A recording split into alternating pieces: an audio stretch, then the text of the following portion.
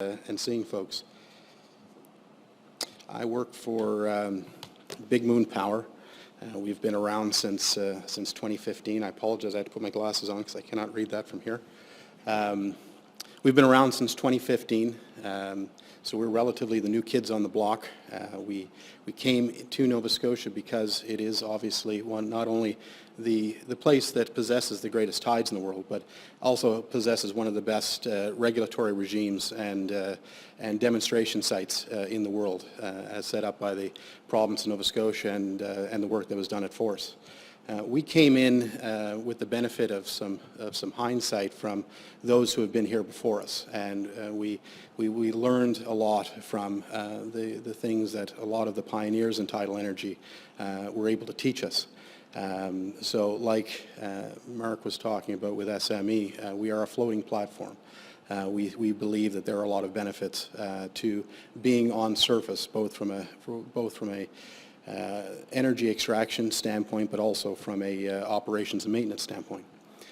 We base our technology on a couple of very high-level philosophies. We want to keep everything as simple as possible. We want to try and limit the amount of moving parts and things in the water that interact poorly with salt water, which is pretty much everything, which creates challenges. But we also want, as I try to describe to people when we talk about our technology, the Bay of Fundy harnesses an incredible amount of energy.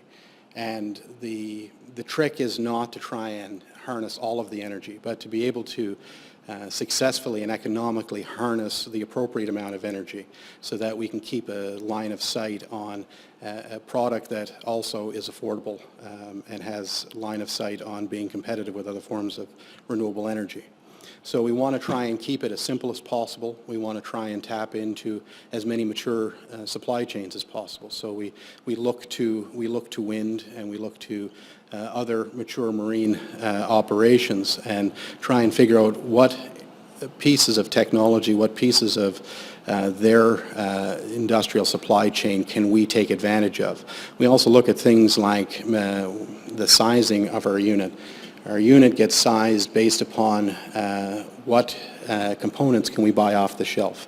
And if we start getting into too high of a custom fabrication, which obviously sends price up, that's a signal to us that we need to start backing off a bit. So that's been a lot of the design and engineering principles that have gone into it.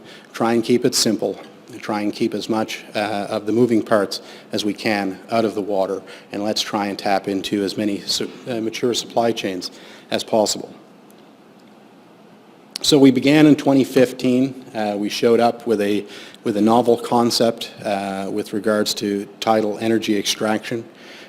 We did some work in the local area. We worked with the Department of Energy and got to a point where we were able to get a demonstration permit from the province. We worked very closely with the fishing community and with the First Nations community. We took the stance that our social license was as important to us as all of the regulatory licenses that were going to come along with the project. 2016, we put our first 250 kilowatt unit into the water.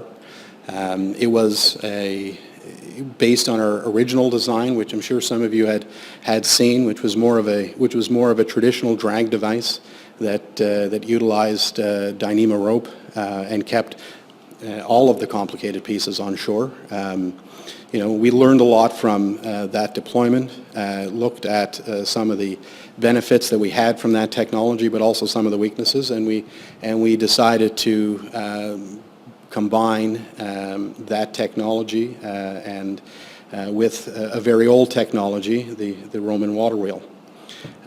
We did a lot of work with an academic over in the UK from Southampton University, a gentleman by the name of Gerald Mueller, who is one of the world's foremost experts on water wheel technology.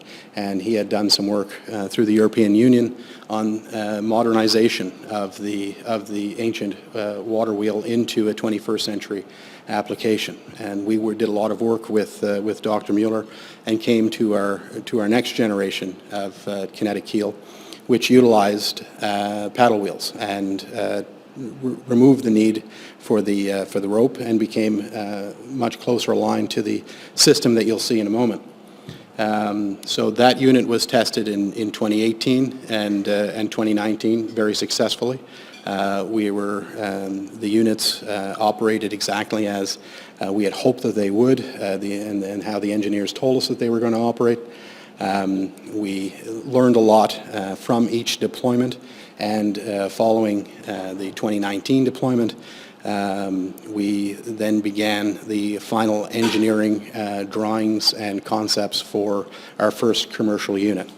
So that work with our engineering team, and I'd like to build on what Mark was talking about. It's incredibly important for us as a developer, and I know it is for the other developers that are here and in our industry here in Nova Scotia, to utilize the supply chain that is here in Nova Scotia. Not only because